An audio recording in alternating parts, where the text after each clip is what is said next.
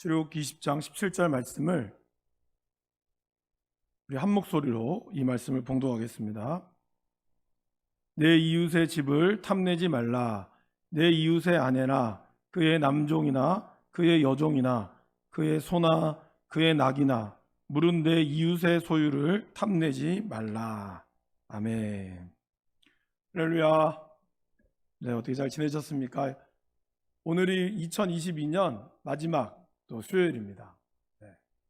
여러분 또 2022년 한 해 동안 또 이 수요 예배 가운데 또 오시고 또 말씀을 듣고 함께 은혜를 나눌 수 있어서 너무 감사하고, 여러분들 또 수고 많으셨습니다. 우리 옆에 계신 분들랑 함께 인사 나누실까요? 네, 수고 많으셨습니다. 네, 감사합니다. 내년도에 또 뵙겠습니다. 네. 여러분 이제 오늘 이제 마지막 10계명, 소요리 문답은 끝난 건 아니지만 오늘 이제 소요리 문답 중에서 10계명에 대한 마지막 10번째 계명을 우리가 함께 좀 살펴보도록 하겠습니다.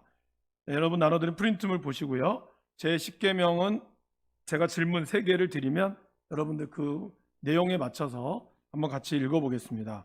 제 79문, 제 10계명은 무엇입니까? 제 10계명은 내 이웃의 집을 탐내지 말라.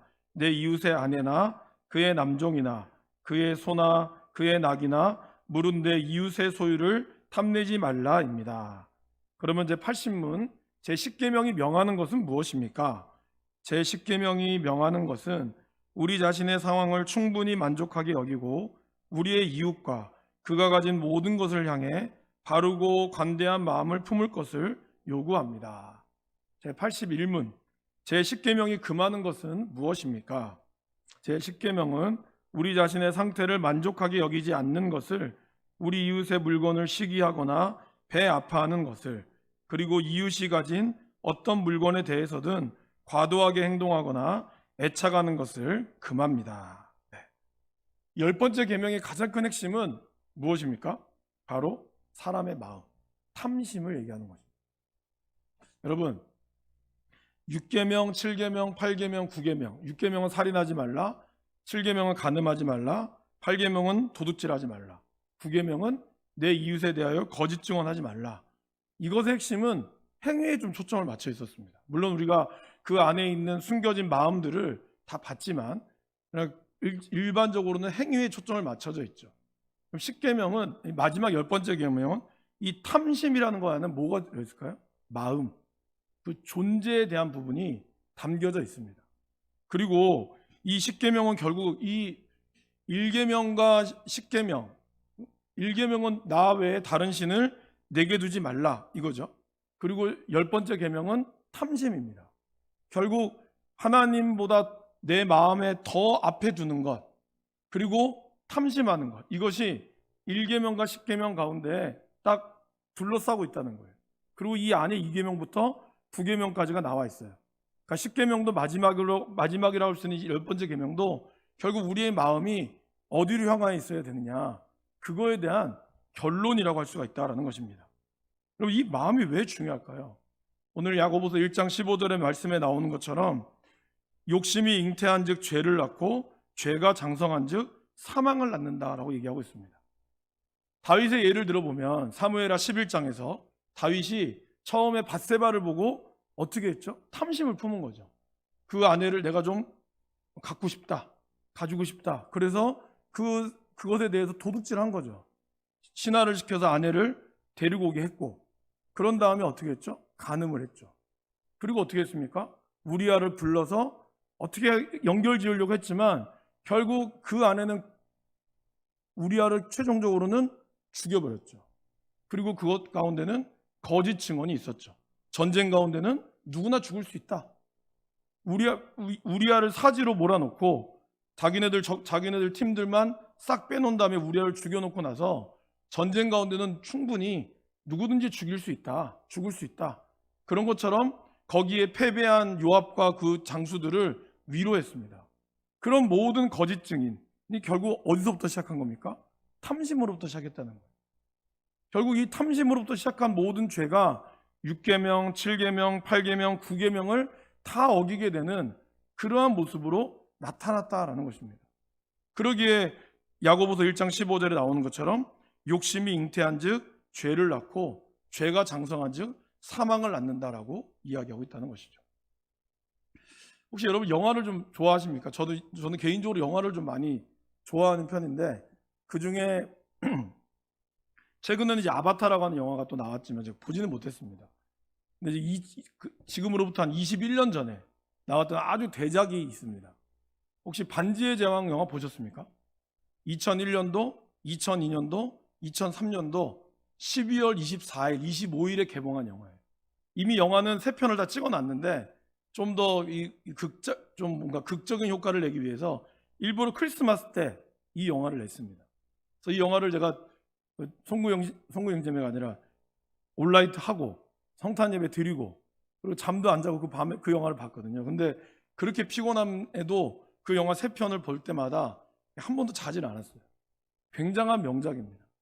근데 이 영화의 감독인 이 원래 작가가 루이스 톨킨이라고 하는 작가인데요. 이 작가는 독실한 크리스찬입니다.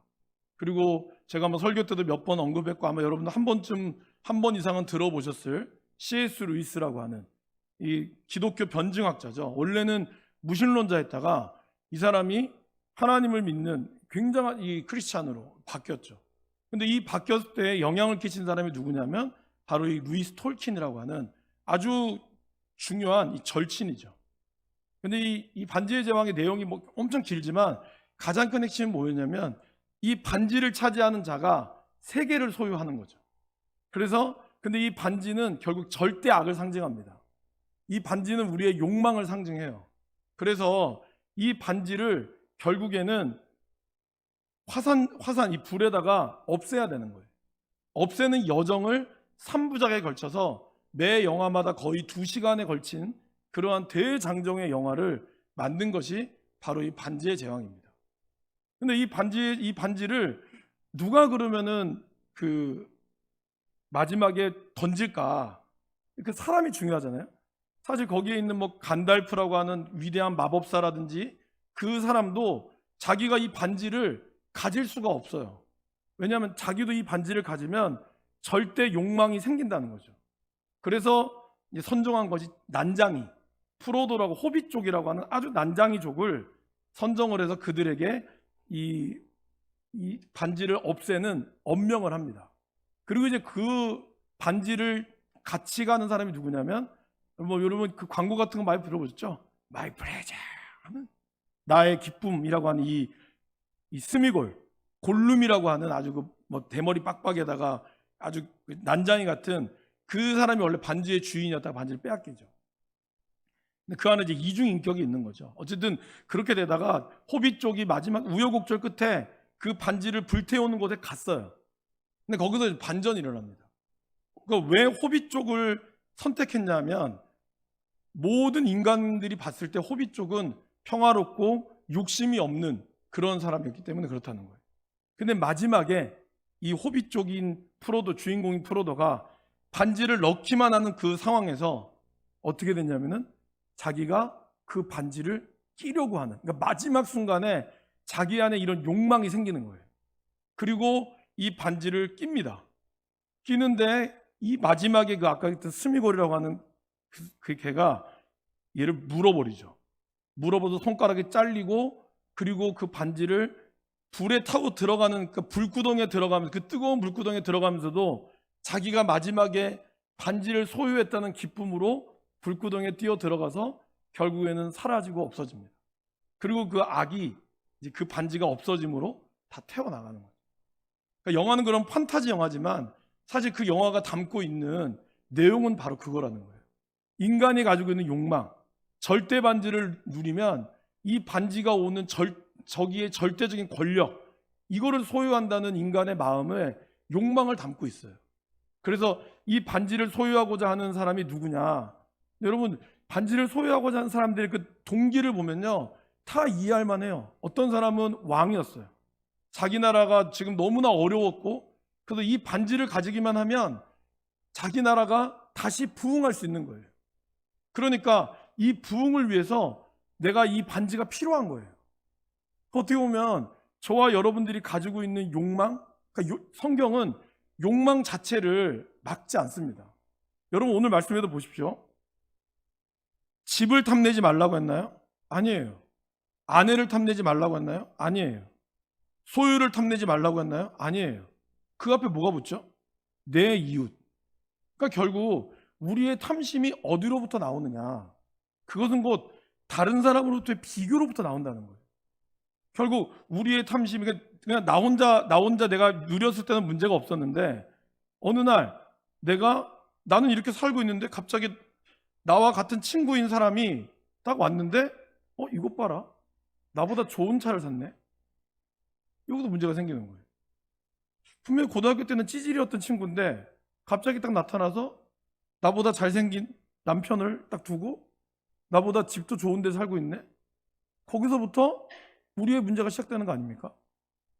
그래서 옛날에 그 비교의 법칙이라는 유머에 보면은 특별히 이제 한국 사회에서 이 남편에 대한 남자들이 그런 것이 좀 있대요.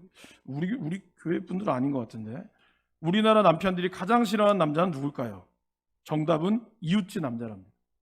그러니까 남자들이 차를 바꾸는 이유 3위는 차가 오래돼서, 2위는 새 차가 나와서, 1위는 옆집 남자가 새 차를 사서. 그러니까 이러한 비교를 늘 한다는 거죠. 그러니까 결국에는 그러니까 예수님이 오늘 이거에 대해서 하나님이 무소유를 얘기하는 것이 아닙니다. 여러분들이 집도 가지지 말고 아무것도 가지지 말고 그냥 정말 없이 살아라, 이걸 이야기하는 것이 아니에요. 문제는 이 탐심이 어디로부터 시작했느냐, 이거에 대한 이야기를 하고 있다라는 것입니다. 인간이 부패하면서부터 경건조차도, 그죠? 여러분 성경에 뭐라고 나오죠? 경건도 이익의 방도로 삼았다는 거예요. 그 말은 뭐죠? 내가 경건하게 사는 것조차도 다른 사람으로부터 이익을 얻기 위하여 경건히 삼을 정도로의 지금 세상이 됐다는 것이죠. 그래서 제가 이걸 이제 준비하면서 여러분도 아마 기억이 나실 거예요. 제가 다른 종교를 폄하하는 건 아니고 사실은 우리 기독교에도 그런 분이 있겠죠. 근데 이제 워낙 뉴스에서 크게 나왔기 때문에 하나 소개를 좀 해드리면, 얼마 전에 어떤 스님이 아주 하버드대 나오고 굉장히 유명한 스님이죠. 그분이 이제 뭐 무소유를 주장하고 무소유를 막 얘기해서 한동안 사람들로 하여금 굉장한 인기를 얻었죠. 근데 이제 그분이 남산에 있는 뷰가 아주 좋은 몇십억짜리, 뭐 몇백억, 아무튼 몇십억짜리 이 집을 자기 소유라는 것이 알려지면서 큰 논란이 됐죠. 이게 정말 무소유냐, 풀소유 아니냐, 이 정도의 막 그 댓글이 달리면서 결국 그분이 이제 지금 잠정적으로 활동을 중단하고 이제 나왔죠. 근데 이런 것처럼 그분이 아마 처음 의도는 그것이 아니었겠죠. 근데 그런 부분들이 명예가 쌓이고 뭐가 쌓이다 보니까 결국에는 자기가 불교에서 이야기하는 무소유가 아닌 정말 모든 것을 갖게 되는, 그걸 우리가 비난하는 것도 사실은 웃긴 거지만, 그러나 우리가 이야기하는 그 모든 것들이 우리 그렇게 나온다는 것이죠. 그렇기 때문에 이 탐심이라는 것이 상당히 중요하다는 겁니다. 근데 아까 얘기했지만 6계명부터 9계명까지는 행위에 초점을 맞추고 있어요. 그러니까 안 하면 되는 거예요. 간단하게 생각하면. 그런데 10계명은 좀 더 근본적인 것. 결국 우리가 행위로 안 하면 되느냐, 안 하면 되는 게 아니라는 것이죠. 왜냐하면 이미 우리가 그런 마음을 품은 것이 쌓여지면 결국에는 분출되기 때문이라는 것입니다.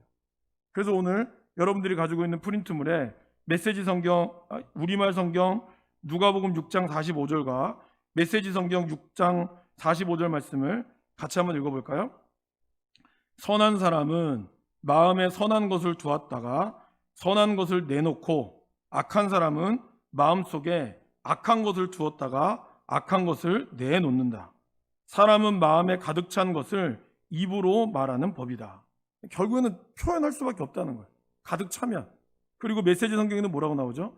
중요한 것은 너의 말과 행동이 아니라 너희 됨됨이다.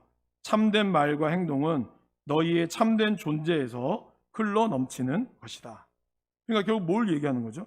중요한 것은 우리가 지금 말하는 거나 행동하는 것 이전에 우리 마음의 됨됨이라는 거예요.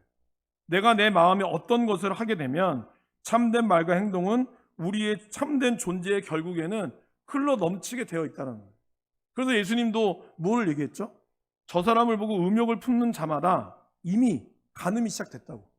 왜냐하면 언젠가는 사람의 마음이 어떻죠? 한번 마음을 품으면 그것이 잠잠해지는 것 같지만 결국에는 그런 기회가 되면 나도 모르게 그러한 마음이 솟아난다는 거예요. 그렇기 때문에 이 마음이 너무나 중요하다는 것이죠. 그리고 오늘 로마서 7장 7절에서 8절에 나오는 사도 바울도 오늘 무엇을 이야기하고 있습니까? 그런즉 우리가 무슨 말을 하리요? 율법이 죄냐? 그럴 수 없느니라. 율법으로 말미암지 않고는 내가 죄를 알지 못하였으니 곧 율법이 탐내지 말라, 이 10번째 계명이잖아요. 탐내지 말라 하지 아니하였더라면 내가 탐심을 알지 못하였으리라. 그러나 죄가 기회를 타서 계명으로 말미암아 내 속에서 온갖 탐심을 이루었나니 이는 율법이 없으면 죄가 죽은 것임이라. 결국 사도 바울도 자신의 탐심에 대한 마음을 율법을 통하여 알고 있었다라는 것입니다. 그만큼 자신의 죄에 대한 부분이 탐심으로부터 시작된다는 것을 그는 너무나 잘 알고 이야기하고 있습니다. 결국 우리가 이 탐심이라는 것이 여러분 왜 생긴다고요? 결국에는 타자를 욕망하는 인간 때문에 생긴다는 거예요. 그러니까 우리가 탐심이 생기는 가장 중요한 이유는 나 혼자는 괜찮은데 내가 누군가로도 비교하거나 내가 보게 되면서 생긴 일이 많다는 거죠. 예를 들면 어떤 연예인이 옷을 사요. 그리고 그 연예인이 드라마에 나오면 그 옷이 엄청나게 많이 팔리는 거 아시죠? 어떤 연예인이나 유명한 사람이 그 장소에 가면 그 다음날 되면 그 장소에 사람들이 몰려가는 것이죠. 내가 그 옷을 입는다고 해도 그 연예인이 되지 않거든요. 근데 사람들은 마치 그 연예인이 되는 것처럼 착각을 하는 거죠. 내가 그렇게 됨으로써 내 자신이 그런 것을 되기는 거예요. 그러니까 욕망은 어디서 나올까요? 타자의 욕망을 욕망한다는 거예요. 남에 대한 의식, 다른 사람들이 우리를 부러워하도록 우리는 그곳에 간다라는 것입니다. 나도 인정받고 싶고 그리고 나도 그 사람처럼 되고 싶다라는 무의식 중의 모습이 나도 모르게 나타난다는 거예요. 요즘에 한때 잠잠했는데 또 최근에 나온 게 아이들의 어떤 옷을 이런 토퍼 같은 거죠. 점퍼 같은 거. 그게 10만 원이 훨씬 넘거든요. 무슨 그 어떤 제품은. 근데 그거를 아이들이 사달라고 하면 부모가 사줄 수밖에 없는 거예요. 왜 그럴까요? 안 사면 학교에서 그것이 왕따가 되든지 아니면 그거 아니면 학교 안 간다는 거예요. 부모가 문제죠, 사실은. 그거에 대해서 아이들에게 올바른 가르침을 가르쳐 줘야 되는데 우리 아이 기죽지 말려고 그것을 이야기하고 있다는 거예요. 그러니까 그러한 비교 의식과 그런 뭔가 우월하고 되고자 하는 마음들이 계속해서 반복되게 되다 보면 결국에는 그 가운데 탐심이 될 수밖에 없다라는 것입니다. 결국 오늘도 예수님이 하나님이 말씀하시는 것, 집을 탐내지 말라는 것이 아니라 내 이웃의 집을 탐내지 말고 내 이웃의 아내나 내 이웃의 소유를 탐내지 말라는 것. 결국에는 이웃이 없으면 아예 이런 일도 안 생기는 거죠. 그런데 우리들이 살아갈 세상은 이웃이 존재하지 않을 수가 없거든요. 그러면 산으로 들어가야 돼요. 근데 산으로 들어가는 것이 하나님이 우리에게 말씀하시는 것이 아니거든요. 그러니까 우리 안에 이러한 문제들이 생긴다라는 겁니다. 집을 살 때도 내가 큰 집이냐 이것이 중요한 게 아니라 다른 사람에 비해서 내가 큰 집이냐 이것이 우리에게 중요한 기준이 되어버리고 말았다는 거예요. 내가 이것을 살 때도 다른 권사님보다 내 집이 더 좋은지 아니면 다른 내 친구보다 내 집이 더 좋은지 내 남편의 직업이 다른 사람보다 좋은지 내 아이가 다른 데보다 좋은 대학을 갔는지 그러면 딱 물어보면 좋은 대학을 갔으면 이야기하는데 좋은 대학을 안 갔으면 얘기를 안 해요. 아니면 조용히 찾아와서 목사님만 아세요? 이렇게 가는 거예요. 왜 그럴까요, 여러분? 과연 그것이 그렇게 큰 허물이 될까요? 근데 우리도 모르게 그러한 것이 타자의 욕망을 욕망하다 보니 우리들도 모르게 탐심이 들어갈 수밖에 없다라는 것이죠. 그럼 오늘 성경에서 이야기하는 이 탐심은 크게 세 가지를 이야기를 합니다. 무욕, 명예욕, 성욕. 근데 그 중에 이제 성욕은 제가 간음하지 말라로 한번 말씀을 드렸기 때문에 오늘은 하지 않고 크게 무욕과 이 명예욕에 대해서 함께 보겠습니다. 무욕을 한번 같이 읽어볼까요? 우리 디모데전서 6장 10절 말씀입니다. 돈을 사랑함이 일만하게 뿌리가 되나니 이것을 탐내는 자들은 미혹을 받아 믿음에서 떠나 많은 근심으로써 자기를 찔렀도다. 여러분 여기서 중요한 게 뭐죠? 돈을 사랑함이 문제라는 거죠. 돈이 문제가 아닙니다. 돈은 우리에게 필요한 것이고 어떤 교회에 뭐 사역을 하는 데도 필요하고요. 여러분들이 자녀들 학교를 보내거나 아니면 여러분들이 생활하는 데 있어서 돈은 필요합니다. 그렇지만 성경이 이야기하는 것, 돈을 사랑함이 일만하게 뿌리가 된다라는 것이 문제라는 것이죠. 로마의 격언에는 이런 말이 있죠. 밑에 나와 있죠, 여러분. 북이라는 것은 바닷물과 같다. 바닷물은 어떻습니까? 마시면 마실수록 갈증을 없애주는 건 아니죠. 바닷물은 마시면 마실수록 어떻죠? 점점 더 마시고 싶어지고 더 목이 마르죠. 결국 북이라고 하는 것은 바닷물과 같아가지고 내가 이거를 자꾸 얻으면 얻을수록 여기까지만 해야지가 안 된다는 거예요. 가면 갈수록 더 갈증이 생긴다는 거죠. 근데 이 무력이라고 하는 것은 크게 두 가지 이유로 필요하다는 거 사람들이 생각해요. 첫 번째는 뭐냐면 안전을 위해서 필요하다는 거예요. 그러니까 돈이 필요한 이유, 갑자기 어떤 일이 생길지도 모르고 돈이 있어야 뭔가 뭐 병원을 가거나 할 때 필요하다. 그러니까 적어도 삶의 안전을 위해서는 최소한 이 정도의 돈은 있어야 된다. 이러한 것을 욕망을 기초로 하고 있어요. 틀린 말이 아니죠. 최소한의 안전이 이룩됐다고 생각하면 그러면 여러분들이 생각하는 그 돈이 이루어졌을 때 과연 우리는 그 돈으로 만족할 수 있느냐? 여러분들이 그 돈에 도달해 보시는 분들도 계시고 아직 뭐 도달하기 위해서 애쓰는 분도 계시겠지만 놀랍게도 물론 여러분들이 이것이 모두 다 적용되진 않겠지만 그러나 인간의 인류의 역사를 봤을 때 사람이 어느 정도 돈이 위치가 되면 만족할 수 있을까요? 만족하지 못한다는 거예요. 이 정도만 되면 안전할 수 있을까로 생각하지만 더 큰 부귀욕을 사람들은 안락과 호사욕의 토대를 주게 된다는 것이죠. 그래서 부귀로는 안전을 살 수 없고 가장 고귀한 것도 살 수가 없습니다. 그래서 부귀로는 건강을 살 수도 있고 건강을 살 수도 없고 진정한 사랑도 살 수 없다라고 이야기한다는 것이죠. 결국 무력의 토대를 둔 그러한 안전은 실패하기 마련이고요. 그리고 좌절하고 만다는 겁니다. 결국 무력이 나에게 안전하다 할 때는 모래 위에 집을 짓는 것과 같은 그런 결과가 있다는 것이죠. 그리고 여러분 사람들이 무력이라는 것이 차게 되면 그 다음에 어떻게 될까요? 그 다음엔 자연적으로 명예욕으로 넘어가게 된다는 겁니다. 잘 보세요. 여러분들이 정말 어려운 환경에서 이제 정말 열심히 해서 돈을 벌었어요. 그래서 이 돈으로 여러분들이 아마 돈을 버셨을 때 특별히 이제 어렵게 버신 분들은 돈으로 정말 온갖 수모를 당했을지도 모릅니다. 옛말에 그런 말 있잖아요. 개같이 벌어서 정승같이 쓴다고. 정말 어려운 살림 한 푼 두 푼 못 먹은 거 다 못 먹어가며 돈을 벌었어요. 그렇게 돈을 번 이유, 그렇게 벌어서 내 자식에게는 이렇게 고생시키지 않으리라. 이것이 우리의 마음이죠. 그렇게 해서 내 자녀들한테는 정말 돈 걱정 없이 열심히 공부해서 잘 살 수 있도록 해주는 게 부모의 마음이라는 것이죠. 그러면 그렇게 됐을 때 부모의 마음이 어떻게 될까요? 권력욕으로 넘어간다는 거예요. 그래서 강남의 부자들은 이렇게 한다는 거죠. 돈은 충분하다. 자식까지 돈 벌려고 발버둥 필요는 없다. 그러나 돈은 부모한테 물려받으면 되고 이제는 이 돈으로 권력화하는 거예요. 그래서 예전에는 가난한 고시생 그래도 정말 개천에서 용났단 말 있잖아요. 요즘의 고시생들은요 돈 없으면 못합니다. 몇 년, 10년, 20년 노량진에서 뭐 5년, 3년 하려면 그 많은 고시생비를 어떻게 감당해요? 아르바이트 하면서 할 수 있을까요? 쉽지 않아요, 여러분. 그렇기 때문에 그 고시생들도 경제력은 필수라는 거예요.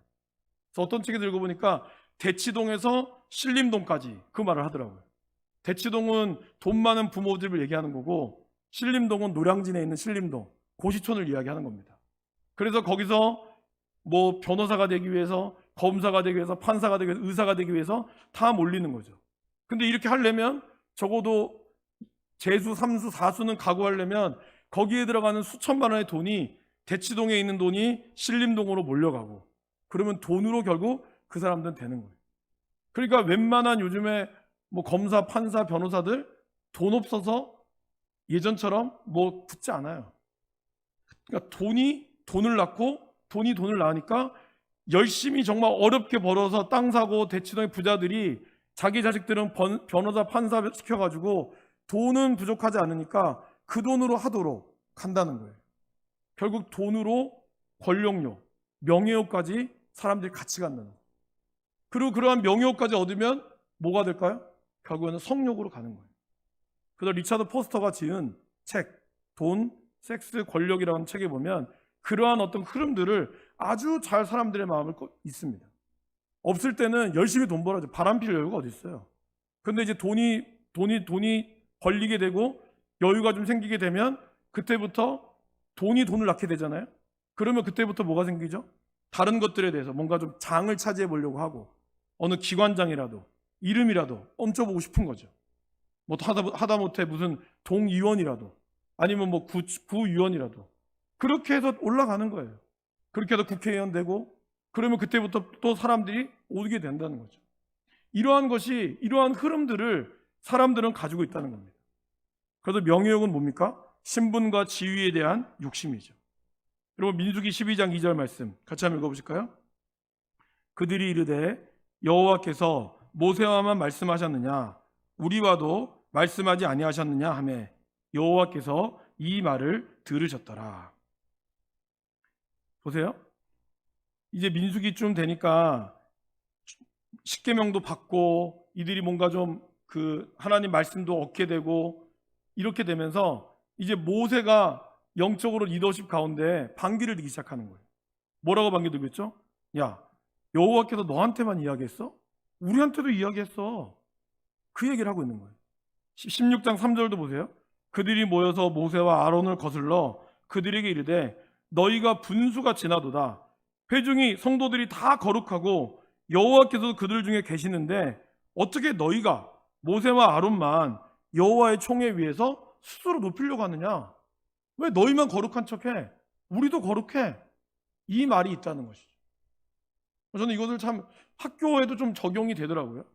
예전에 우리 부모님들 세대는 자녀들 키울 때 선생님들이 막 두들겨 패도 사실은 선생님이 때리시니까 당연히 맞아야지라고 했거든요. 근데 이제 요즘에 부모님들은 다 대학 나오고 심지어는 자기도 학교 선생님이야.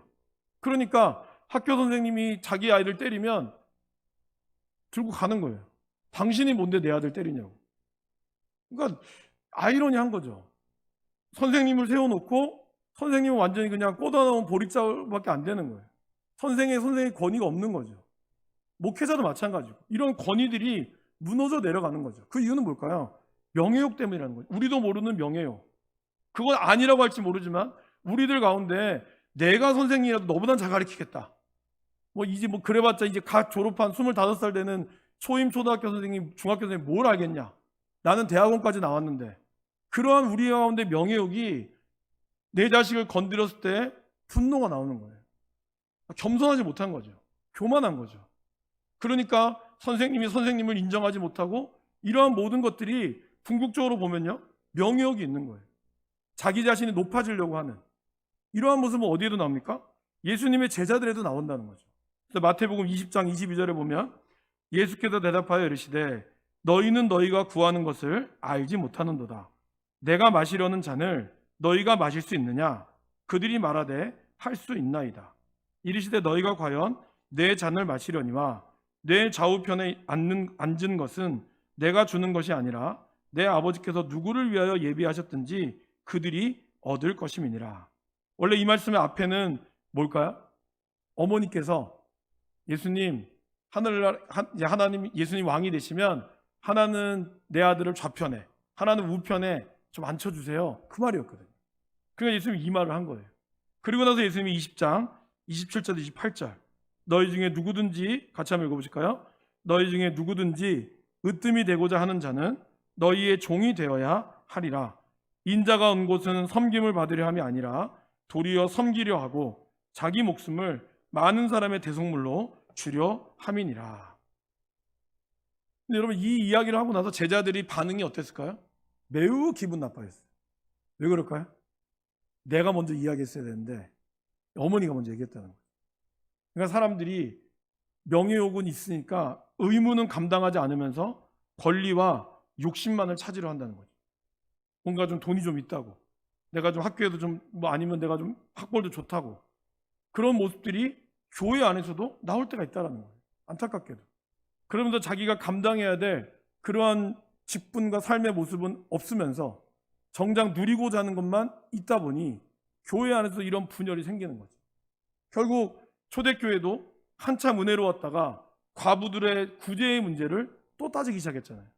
왜 뭐 헬라파만 도와주느냐, 히브리파는 왜 안 도와주느냐, 이런 문제들, 누가 장이 되느냐, 이러한 문제들로 끊임없이 우리의 탐심이, 우리가 모르는 명예욕이 생기기 시작한다는 거예요. 근데 문제는 뭘까요, 여러분? 그런 선한 욕심이면 다행인데 사실 뭐 내가 하고자 하는 열정이 있다는 게 나쁘다는 거 아닙니다. 여러분 이따가도 얘기하겠지만요, 탐심 자체를 없앨 수가 없어요. 제가 오늘 3번에 탐심을 어떻게 통제할까요? 제가 질문을 적었죠. 탐심을 없앨 수는 없습니다. 사실은 근본적으로. 왜냐하면 탐심이라는 것 자체가 이 말 자체에 어폐가 있지만 사람에게 주어지는 욕망이나 이 마음은요, 죽어야 없어지는 겁니다. 우리는 끊임없이 젊어지려고 하는 마음, 아니면 좀 더 잘 살려고 하는 이 마음이 우리 가운데 있습니다. 예수님이 그러면 자족하는 이 마음이 그러면 욕심 부리지 말고 아무것도 하지 마, 이것이 아니거든요. 근본이 문제이긴 한데 문제는 이러한 어떤 선한 동기가 아니라 아까 얘기했죠. 내 이웃의 집, 다른 사람의 욕망하는 것을 보고 아 나도 갖고 싶다. 나는 왜 갖지 못하지? 이러한 마음들이 내 안에 있으면 그냥 그 마음 가운데서 우리는 뭐가 이어질까요? 탐욕은 곧 시기와 질투로 이어지고 결국 분열로 이어진다는 겁니다. 그래서 내가 받은 나 같은 죄인 살리신 주의 은혜는 당연한데 너 같은 죄인 살리신 주의 은혜가 진짜 놀랍다, 이렇게 얘기한다는 거예요. 내가 은혜 받은 거는 당연한 거고 너가 은혜 받은 건 진짜 놀라운 일이라고.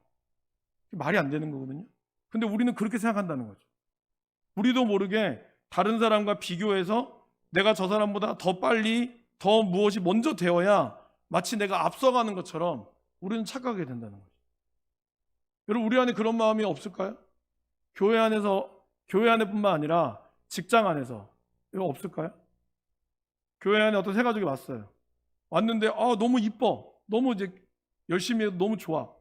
그런데 어느 날 이분이 갑자기 너무 열심히 하다 보니까 이것 봐라, 나보다 더 사람들이 더 좋아하네, 더 이 사람을 막 챙기고 이래. 나중에 뭐 권사 안수입사 생길 때 보니까 뭔가 아직 어린데 막 시키려고 사람들이 그래. 그럼 여러분 어때요? 축복합니까? 그러면 너무 감사한데 우리들도 모르게 우리 자신이 그거를 보면 싫어지는 거예요. 처음에는 세 가족 왔다고 막 열심히 하니까 너무 이쁘다 했는데 너무 열심히 하고 하다 보니까 이것 봐라, 뭔가 왜 이러지? 그런 일이 생긴다는 거예요. 직장에서도 처음에 신입사원 오면은 나보다 못하니까 막 가르치다가 이 신입사원 이제 막 더 다른 사람들 인정받고 하기 시작하면 우리 안에 이것 봐라, 좀 눌러줘야겠네, 이런 마음 우리 안에 안 듭니까? 이것이 우리 인간이 가지고 있는 욕망 중에 하나라는 거예요. 교회 안에서도 사실 그런 모습이 있어요. 처음에는 막 새 가족 많이 왔으면 좋겠다고 하지만 새 가족들이 내가 하는 것보다 더 열심을 내고 더 막 해가지고 사람들이 와 잘했다 칭찬하면 나도 모르게 그 모습이 좋아 보이면서도 왠지 배알이 꼴릴 때가 있다는 거죠. 우리의 그러한 욕망을 우리는 솔직하게 인정할 수 있어야 되는데 그것이 마치 아무렇지 않은 것처럼 이야기하지만 내 안에는 그러한 마음이 있을 수 있다는 거죠. 사실 저도 그런 마음이 있죠. 제가 이렇게 좋은 교회를 왔지만 제 친구들이 이제 담임 나간 얘기를 듣잖아요. 그럼 가장 궁금한 거, 그 교회 성도가 얼마나 될까? 그게 가장 궁금한 거예요. 부목사님 몇 명이지? 그럼 나보다 이것 봐라, 나보다 공부도 못했는데 좋은 교회 갔네. 그게 사실 좋은 교회가 아님에도 불구하고 내 안에 그런 마음이 있더라고요.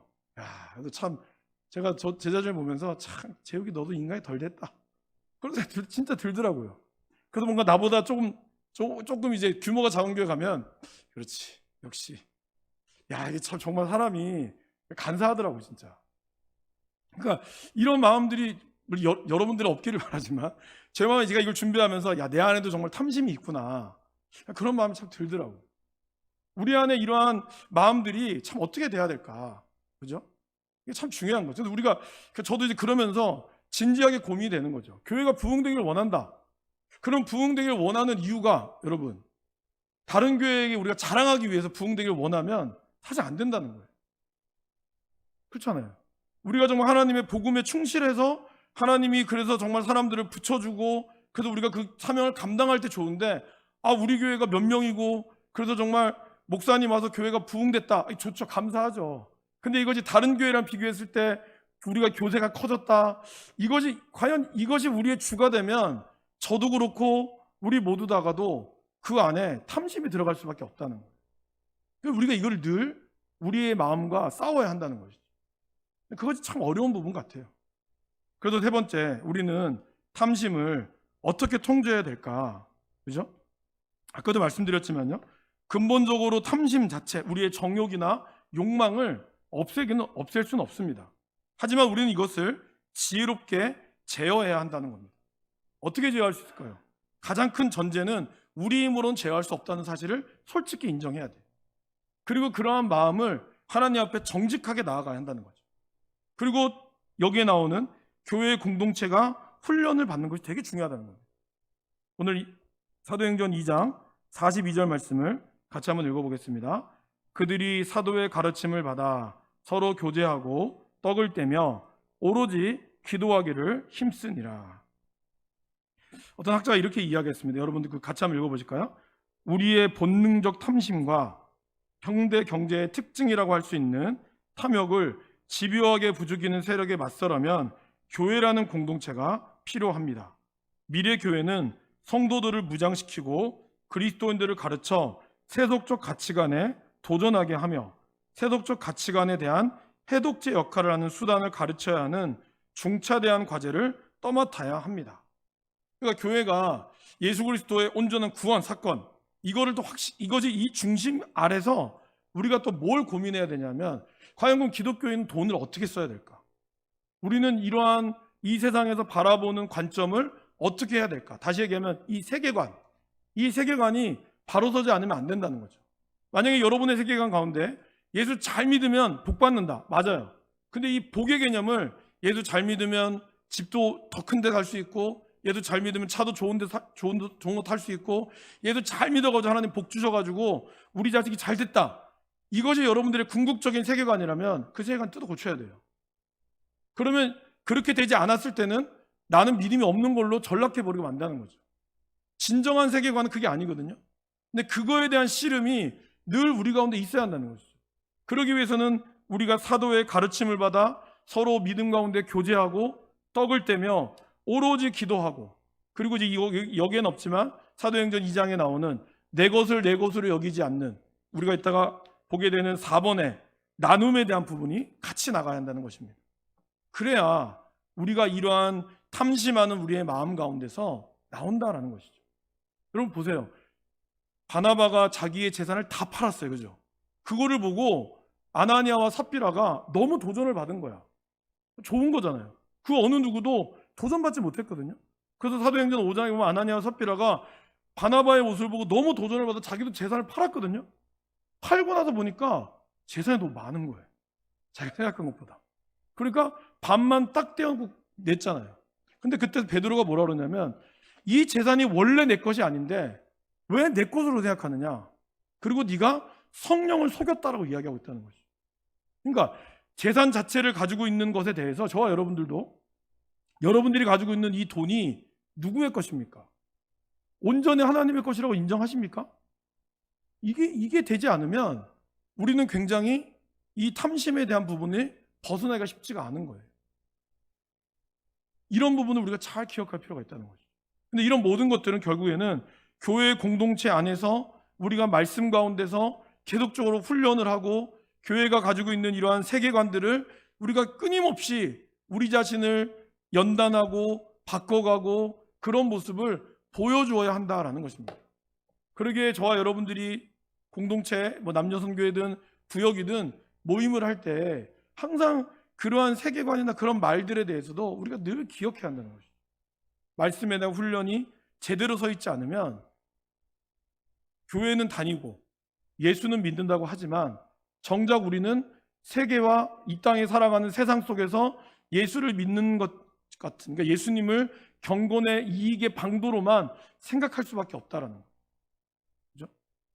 두 번째는 그런 의미에서 예배 안에서의 교제와 사귐을 지속해야 한다라는 것입니다. 그래서 여러분, 예배 안에서의 교제와 사귐이 무엇이 되어야 될까요? 바로 고린도전서 11장 33절에서 34절에 나오는 이 성만찬, 이 성만찬이 굉장히 중요하다는 거죠. 같이 한번 읽어보실까요? 그런즉 내 형제들아, 먹으러 모일 때에 서로 기다리라. 만일 누구든지 시장하거든 집에서 먹을지니 이는 너희의 모임이 환단받는 모임이 되지 않게 하려 함이라. 그 밖의 일들은 내가 언제든지 갈 때에 바로 잡으리라. 여러분, 이 말씀이 무슨 뜻일까요? 지금 우리가 생각하는 이런 성만찬의 개념이 아니에요. 그 당시는 정말 가난한 분들은 이 성만찬, 애찬식을 통하여 그들의 한 끼가 될 수도 있었다는 거예요.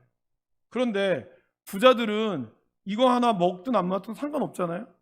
그렇기 때문에 이분들에게는 큰 문제가 없지만 어떤 분에게는 이것이 한 끼 식사가 될 수 있다는 거죠. 그러기에 형제들아, 먹으러 모일 때 서로 기다리라는 거죠. 만일 시장하면 집에서 먹고 오라는 거예요. 그래서 이러한 것들이 서로에게 판단받는 모임이 되지 않도록 하라는 거죠. 여러분, 사람이 먹는 거에서 정분 난다고 그렇지 않습니까? 저 사람은 줬는데 난 안 주면 괜히 기분 나쁘잖아요. 제가 저번에 말씀드렸죠.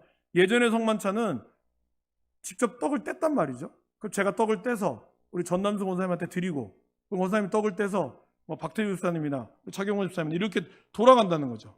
근데 마지막 김미옥 권사님이 홍춘정 권사님이 싫어. 자기 혼자 다 먹어버리는 거예요. 그래서 홍춘정 권사님이 떡을 못 받네? 그러면 거기서 공동체가 깨지는 거예요. 그러면 제가 처음에 떡을 뗄 때 홍춘정 권사님이 먹을 수 있을 정도까지 남을 정도만 먹어야 되는 거예요. 아무리 배가 고파도. 그러니까 배고프면은 집에서 먹고 와야 되는 거예요. 그러면 전남성 권사님 딱 봤을 때, 이제 인원이 한 20명 남았겠구나. 그러면 20명 정도 먹을 수 있을 정도의 눈대중을 통해서 나도 조금 떼야 되는 거예요.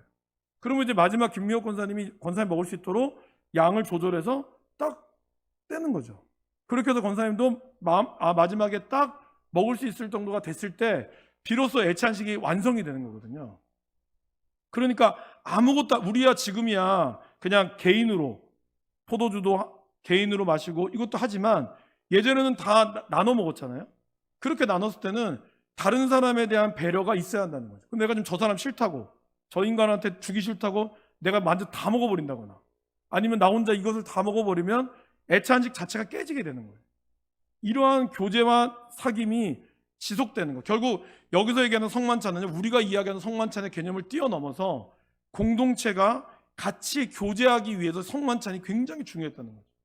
그리고 원래 이 교제라고 하는 이 뜻, 코이노니아라고 하는 이 원래 헬라어의 뜻은 공통된이란 뜻이거든요. 결국 우리가 교제를 한다는 것은 같이 공통된 무엇인가를 나누고자 하는 의미가 있다는 거죠. 공통된 예수 그리스도, 공통된 우리의 모습. 근데 그 사람이 부자일 수도 있고 가난할 수 있지만 적어도 성만찬의 이 애찬식이나 성만찬을 했을 때는 모두 다 그리스도의 피라고 하는, 그리고 그리스도의 몸이라고 하는 공통된 의식을 따르기 때문에 어느 누구나 애찬식 앞에서는 평등하다는 거예요. 이거를 이 애찬식이 이야기하는 것이죠. 그렇기 때문에 우리는 그러한 공동체의 모습을 통하여 우리가 어떻게 된다고요? 하나가 되는 것. 그리고 그것이 바로 우리의 탐심을 통제할 수 있는 것을 이야기한다는 것입니다. 세 번째는요, 페이지에 보시면 자족하는 것을 배워야 한다라는 것입니다. 여러분, 자족이라는 것이 뭘까요? 그냥 쉽게 생각하면 스스로 만족한다. 다른 말로 표현하면 지금 내 상태가 최고라는 거예요. 비교할 바 없다. 이것을 이야기하는 것이 가장 좋은 자족이라는 것이죠. 그래서 자족은 결국 신앙이라고 할 수가 있고, 지금 여러분들이 처해 있던 자리가 어떤 것이든 간에 하나님께서 나에게 가장 좋은 상태를 주셨다. 그리고 하나님이 작정하신 바요 나에게 가장 복이라고 믿는 것, 이것이 바로 자족이라는 거예요. 그런데 자족한다는 것은 배워야 한다는 것이죠.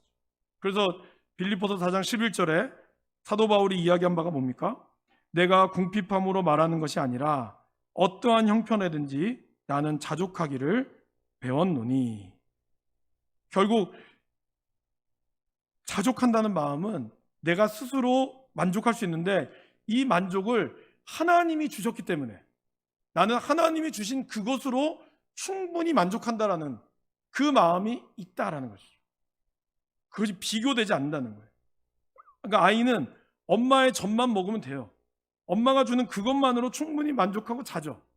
다른 어떤 걸 중요하게 생각하지 않습니다. 근데 그것이 다른 눈을 돌리게 되고 그런 것을 보게 되는 순간 우리 가운데 비교가 생기게 되고 그것을 갖고 싶다라는 탐심의 마음이 생긴다는 거예요. 그러니까 결국 우리의 자족하는 비결은 뭘까요? 하나님을 깊이 아는 데서 나온다라는 겁니다. 그 말은 뭘까요? 하나님의 성품을 우리가 온전히 인정할 때, 그분의 성품을 내가 확실히 알 때 우리는 자족할 수 있다는 거죠. 다윗이 오늘 역대상 29장 11절 말씀에 하나님을 뭐라고 고백하고 있습니까?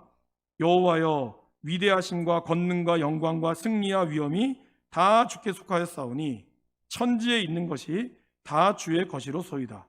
여호와여 주권도 주께 속하였사오니 주는 높으사 만물의 머리이심이니이다.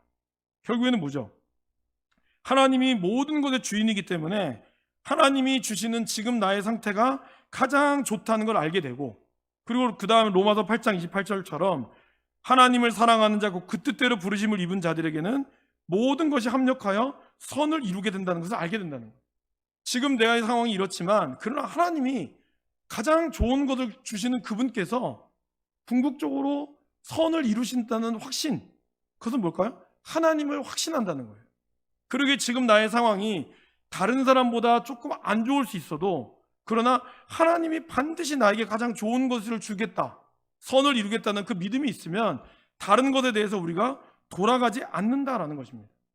그렇게 되면은 시편 119편 71절에 나오는 시편 기자의 고백처럼 지금 내가 고난 당하는 것도 유익이라는 거예요.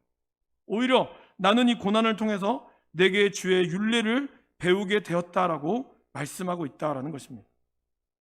그리고 사도 바울 히브리서 기자도 얘기하죠. 같이 읽어보실까요?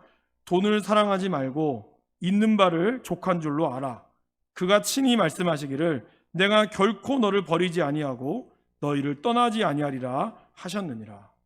그러니까 지금 여러분들이 뭔가 부족하고 느끼고 있다.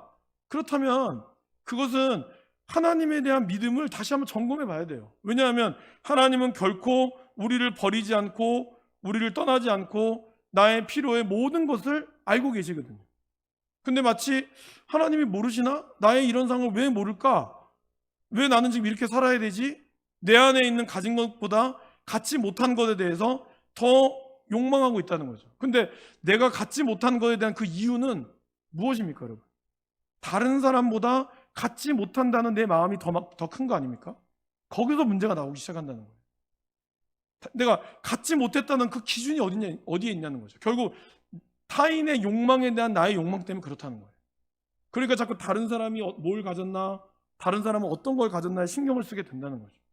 그러니까 더 내 것을 내놓지 않으려고 하고 더 내 것을 더 지키려고 한다는 거죠.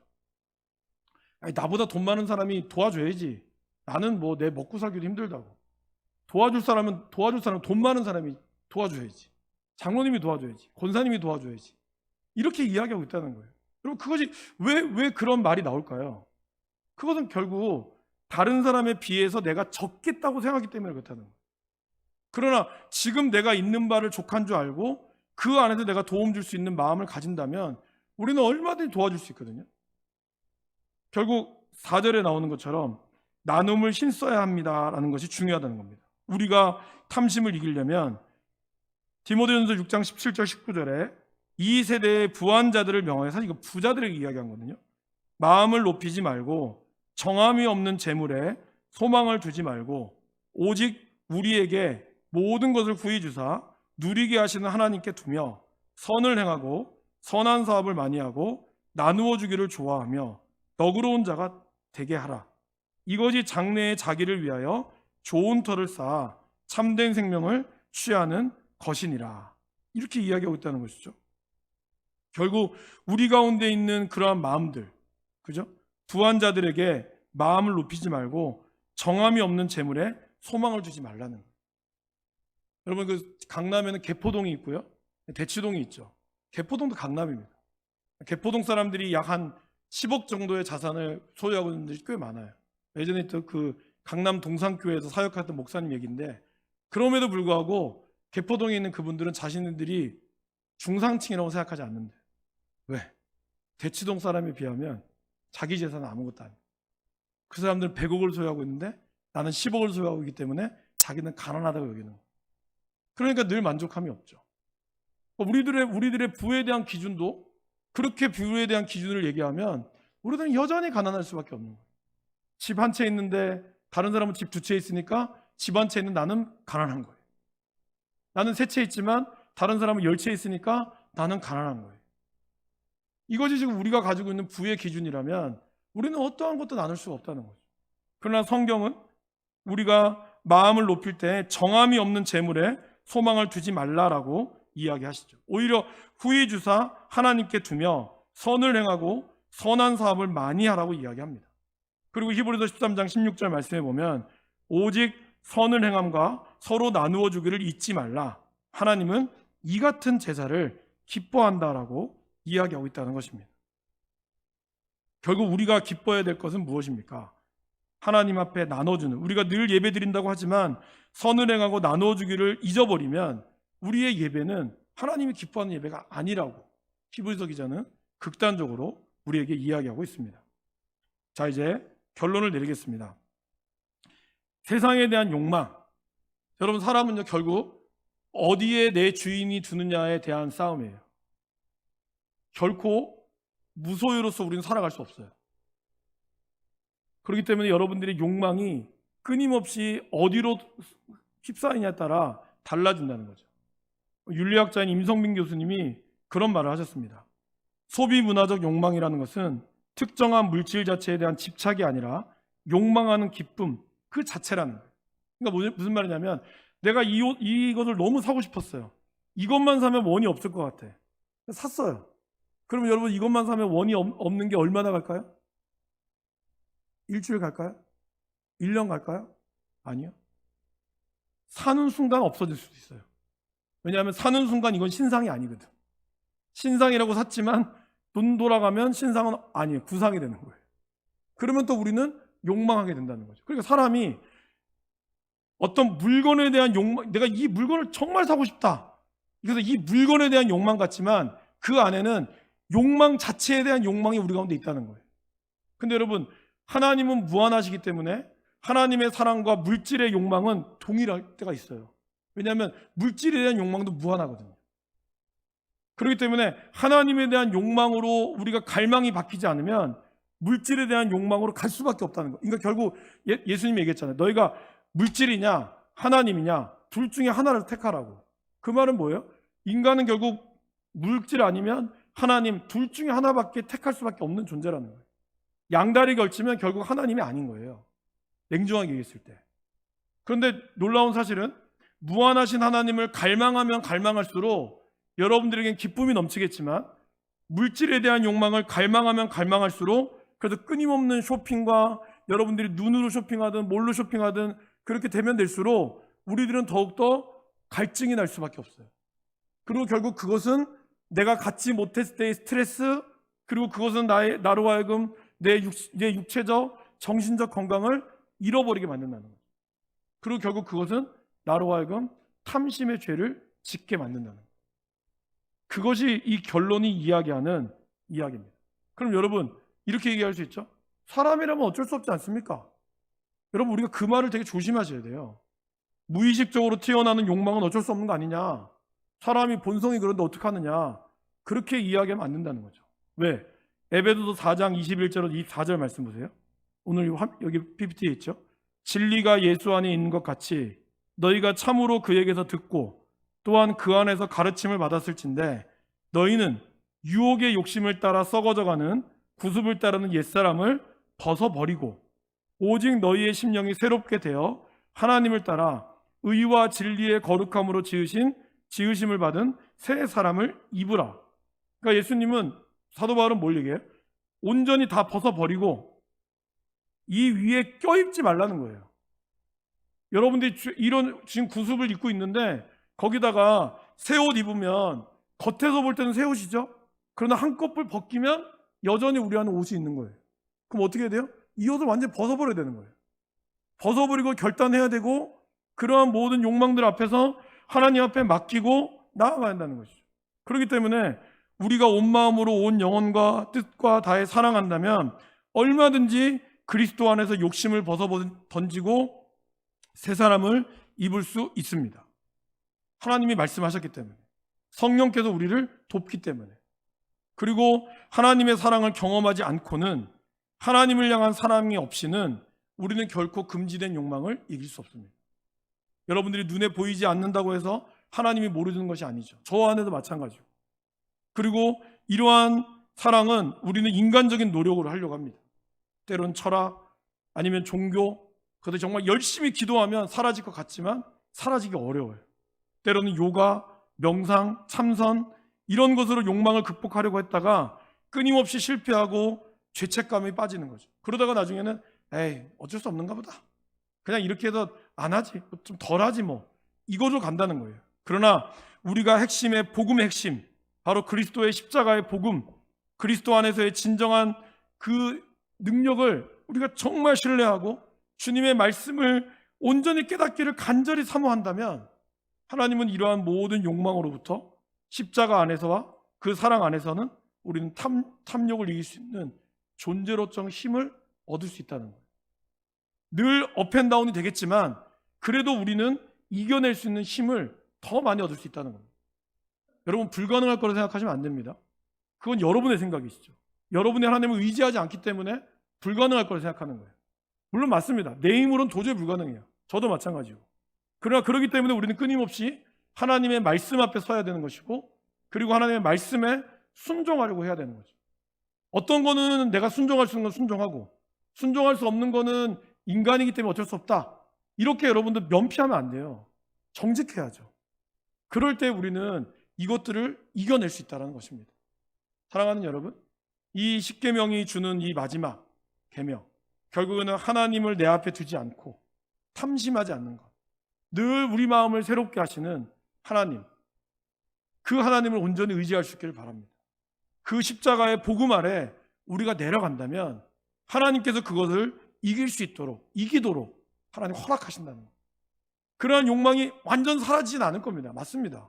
늘 끊임없이 솟아오르겠지만, 그러나 그것을 또 한꺼풀 눌러가며 또한 혹시 넘어질지라도 다시 말씀을 붙들고 나가게 되면 여러분, 궁극적으로 우리의 삶이 나가게 된다는 거죠. 여러분, 제가 지난번에도 말씀드렸잖아요. 정필도 목사님이 5시간 기도 중에 3시간은 자기의 욕망을 위해서 기도한다. 그렇게 우리가 존경하고 하는 그분도 얘기했다는 거죠. 한경진 목사님이 마지막 목회자 후배 목회자들이 왔을 때 목사님 한 말씀만 해달라고, 그때 목사님이 했던 말씀, 목사님들 예수 잘 믿으시라요, 그 말씀 하셨다잖아요. 그 말씀이 어찌나 마음에 와닿는지 모릅니다. 네, 정말 우리 예수 잘 믿어야 됩니다. 교회 다니는 게 예수 잘 믿는 게 아니에요. 교회 다니기만 한다고 예수 잘 믿는 게 아니라는 거죠. 정말 예수님을 잘 믿는다는 게 뭘까? 그걸 저와 여러분들이 함께 씨름하고 함께 고민하고 같이 해나가는 공동체 안에서 같이 이겨나가고 같이 해나갔을 때 하나님이 우리 가운데 주실 줄을 믿습니다.